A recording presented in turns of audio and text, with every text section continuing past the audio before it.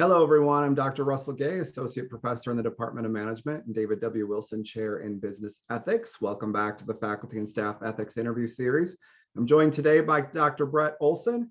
Brett is in his 12th year at UNI, Associate Professor in the Department of Finance, CFO and board member for Unite Credit Union. He also is CEO and founder for his own consulting firm, financial coaching and consulting firm, Northtown Solutions. Prior to UNI, he spent 3 years as a professor in Idaho and several years as an engineer at Caterpillar. Before that, undergrad degrees, bachelor's in mechanical engineering from North Dakota State, MBA from Illinois State, and PhD in finance from Missouri. Brett, welcome. Thank you for doing this. You bet, not a problem. Glad to help. Yeah, absolutely. So we'll talk about a variety of topics today. Let's kind of start first on the academic side of things, maybe any ethics components in the classroom that you might cover. So the teaching, research, service components, and then we'll dive quickly into the business world from there. Okay. So thinking of how ethics comes into those three pieces, teaching, Sure. research, and service. With teaching, other than trying to get it's always good to get some ethics viewpoints in my classes. Absolutely.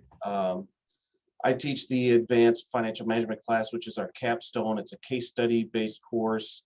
And I tried to make sure I get at least one ethics case, even if it's just a short one. An example, one that I've had recently is actually deals in one of your areas in negotiation, Okay. where Nice. two parties don't have all the information. They know a little bit about what's going on, what the other party might not know, and they have to come to an agreement on a merger. And the discussion we have after that, I have them doing the role play. Right. And the discussion that I have after that is, well, wouldn't you like to know that information before the discussion, because they were using that information against you, and it was on both sides. So Yeah.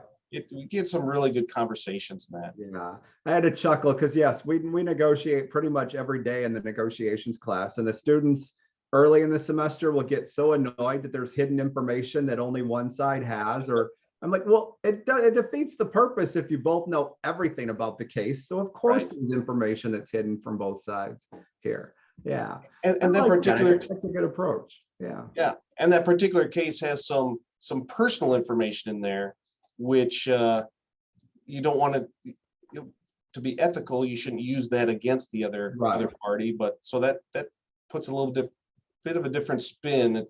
You don't think of finance when you think of that. Exactly. But the whole scenario revolves around a financial transaction, that merger. So it's a fun case to do. Good. What about whoops, go ahead. Sorry. That's all right. Other than I have other classes, but we don't get too much into ethics. I like to keep that for the capstone because the students have a little bit more maturity in the curriculum, and probably some of them probably had your class already. So yeah, I would guess at least some of them have. Yeah. Good. What about the research side or anything on the service components where ethics might be a part of what you're doing?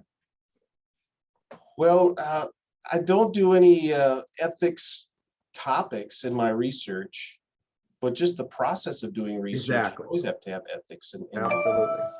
always have to have it considered. Maybe it's not explicit while you're doing research, but the decisions, like what data do you use, what do you highlight, are you leaving out some information because this other information is just tells a better story?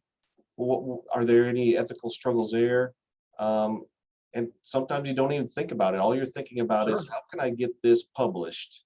Yep. Of course, you don't want to lie or change any numbers or anything. Right. There's still a little bit of that twisting of the story, because we want to tell a good story when we're doing a research paper. There's creativity involved in the storytelling. It's still got to be truthful creativity, but certainly creativity there. Yeah. Absolutely. Do you do much like survey data collection in your research, or is it more the financial data sets and numbers through databases, or how does it work for you? I do not do any survey based research. It's all based on either financial data that's already available or financial data that I hand collect. Okay. And no surveys. I assumed that was probably the case, but I wasn't sure. Okay. Survey-based research isn't it has its home in the behavioral side of Oh, finance. absolutely. Yeah, that's And normal for me. That's what most of my stuff is, but I know it's definitely not that way in some of the hard sciences and areas like that. Good, good. And then I know you're on one or two committees, I think it is, throughout the College of Business. I'm on a few, yes. I'm on a Yes, few. you're on a few. Yeah. What ethics components do you see kind of on your normal life in the service world? Oh, for the service world, maybe as I'm thinking about it, you might know some information that you should not be sharing with anybody in the committee for Sure. whatever reason. Yeah. That makes it really hard, especially some of the decisions that you're making or discussions that you're having. Okay. I try to be as transparent as possible, but I know there's been times where I've been told to keep some things in confidence. Absolutely. But that's probably the only example I could think And of. just one example for those that might be watching these later. I mean, think of like the search committees and things that we've been on together, where certainly there's confidential information being shared about Yes. candidates and whatnot. So yeah, it's kind of a norm that we're dealing with information that probably can't be exposed too readily. Yeah, that's a great example. That's probably the biggest one I would think of is the search committees, Sure. Okay. especially the internal search committees. Absolutely. Yeah. Yeah. What about real world kind of business ethics areas that maybe either dovetail into stories in your classes or other dilemmas that you'd share with students that might come from the ethics world that impact your finance students as well? So real world examples, I'll bring them up in class. In fact, I was at a high school earlier this morning. We were talking about using our ethics in accounting or finance and issues like the Bernie Madoff scheme, those financial issues, or Enron with the big accounting scandals. Yeah. I'll bring those up in classes. I always bring up the poor example of I used to be a shareholder in Enron. That Okay. was before I knew anything about investing. Okay. But some of those, we'll bring up those ethical issues of being a good fiduciary for a client. Okay. Of course, the whole Ponzi scheme is obvious with the Bernie Madoff or the Charles Ponzi, where they Absolutely. developed those schemes. Yeah. The investing side of finance, there's a large ethics component in the exam for becoming a chartered financial analyst, the CFA, Okay. Yep. because that plays a huge role in, we have insider trading that comes Oh, up, absolutely. that relationship you have with your client. So a lot of those examples pop up once in a while in my classes. Nice. Nice. Do your students, are they familiar with Enron? Somewhat, they've heard of Okay. it, and Yeah. that's I one bring it problem up I every now have. and then in the leadership class when I'm talking about ethics. And I need to remember each year I still continue to get a year older and the students stay 21 or 22 every year. So Yes, that sometimes is we need one. to remember that Enron, they might not know what that is anymore. That's probably one of my best examples, and I still use it. And I sometimes have to catch myself, and I ask, does anybody know what Enron is? And Right. we'll have a few raise their hands. Okay. Good. And I would have figured with the finance students, they're at least more likely to have heard of it from their interest in finance than some of my students might have been in the Yep. beginning. So that Yep. makes sense. Yeah. It probably is a good idea. I've got to find some more scandals out there to to Well, highlight. I think there's several we can pick from. Yeah, there's plenty. Yeah, Yeah, I mean, whether it's the corporate world, politics, sports, religion, pretty much any aspect of life, we can find examples on a fairly That's true. regular, I don't know if I can say daily basis, but it almost feels that way sometimes. What an interesting thing. I don't know. I haven't thought about the ethical side of this yet, but how social media is being used now. The concept of the pump and dump, where you try to pump up a stock and get a lot of news Sure. out there, positive news, so that the stock price goes up and then you can sell it. Exactly.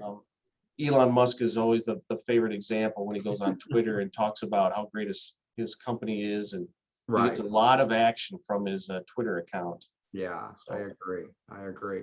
While you're on social media, so this notion of business ethics, compare maybe back when you were an undergrad student or MBA to today. Do you think it's more prevalent today than it used to be back then? Or is that just a social media thing that we know about scandals so much quicker now that it hasn't really changed? Or what do you think there?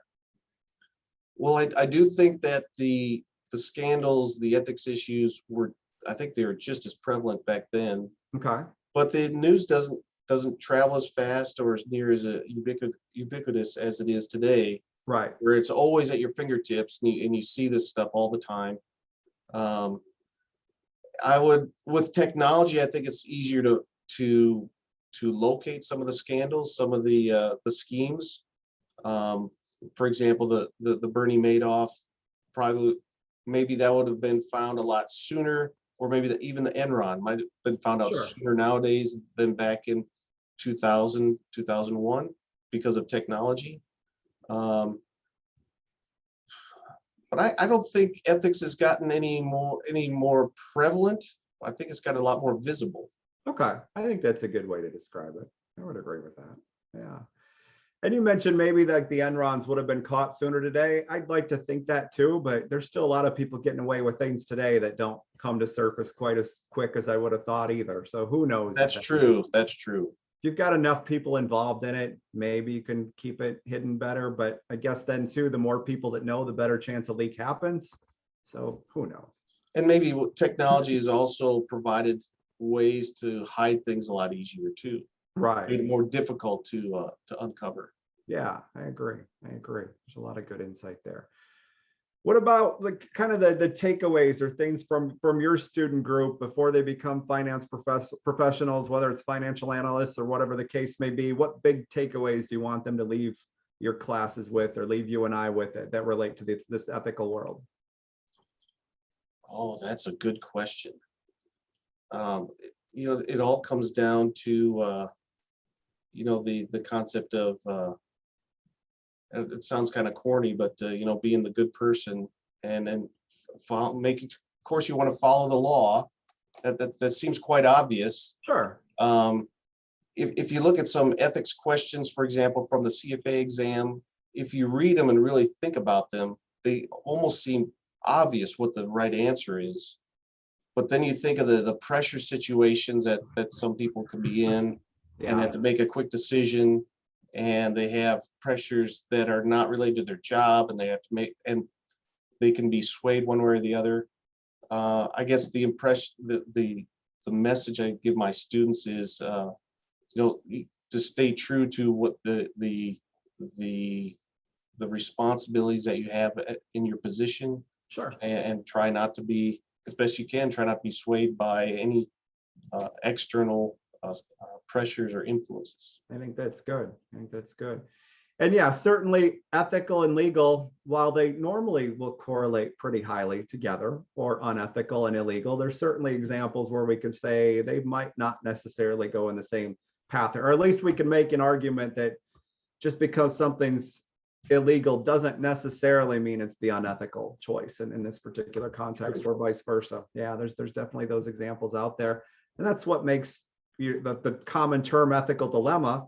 Well, yeah, maybe we know what the right answer is, but we can certainly make an argument why the other side might have a legitimate case here as well. I think that's what makes the topic so interesting for most. That's a good point. Yeah, that's a good point. What else can we cover on the ethics perspective? What else do you want to throw some insight into? Let's see. How about inside the classroom with my students? Okay.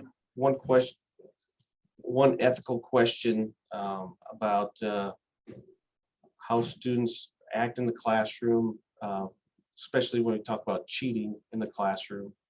And a question I think you had sent me was that the research shows that business students tend to cheat more often than other students, and how I contend with that in my classes. So I have dealt with cheating in various forms in my classes. Okay. Online exams are really an opportune time for that type of behavior. Test banks for all the textbooks are already out on the web. Right. And students might submit assignments that look exactly like one of their colleagues, or look exactly like a solutions manual that's out there. And plagiarizing from websites Right. is always an issue. Yeah, there's a ton of ways that students can get away with some of these things. And I think most of us are pretty good at finding those things, but certainly we do not catch everything that happens, unfortunately. No, we don't. We don't. So keeping myself and the students on their toes and changing assessments and just Right. I really just want the students to walk out of there knowing the stuff that I want them to know. And I try to remember or try to remind them that if I don't catch you, that pattern of behavior will be caught by an employer somewhere. So if you don't cheat, then we'll all be happy and we can move along. Absolutely. I mean, best predictor of future behavior is past behavior, right? That's right. You learn to do it now, and that's how you're going to rely to get by. It's probably a good chance you're going to try to cut corners in the future too. Yep. And yeah, I mean, so many students feel pressure and stress from their classes. And I mean, it's easy compared to what's coming up in the real world. That's true. So, Yeah, getting a B+ rather than an A-. Exactly. Yeah, that's not the big In deal. the grand scheme of things, that's not going to matter for very long in your life. Right. Yeah. It's hard to think about that when you're that I young. agree. can't- I was one of those students too Yeah. that was always That's right. That's right. trying to do whatever to get the GPA up to where I was a little bit more happy with it. So yeah, I was one of those two that would stress about grades at all levels of academia. Yep, So exactly. I can relate. I understand that. All right. Well, Brett, thank you very much for doing this. I appreciate your time. I enjoyed it. It's a good discussion. Ethics is always, it's everywhere. So Absolutely. keeping it in the classroom and in research, it's really important. Absolutely. Thank you again. We'll talk to you soon. All right. Thanks, Rusty. Thanks, Brett.